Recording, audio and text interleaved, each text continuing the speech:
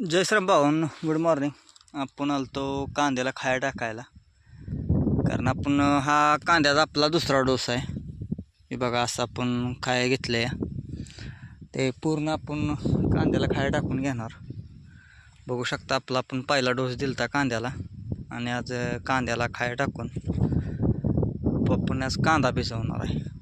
तर बघूया आपण हा रिझल्ट कसा येतोय, कारण आपण पहिला डोस जो कांद्याला दिलता त्याचा रिझल्ट आपल्याला एक नंबर आला. आता हे दुसरा डोस टाकल्यानंतर आपला कांदा फायनली आपण शेवटचा डोस टाकतोय. तर ह्याच्यानंतर आपण डायरेक्ट कांदा काढणार आहे, कारण आपल्या कांद्याला तर 2.5 महिने झालेत आणि दुसरी भांगल झाली आपली कांद्याची.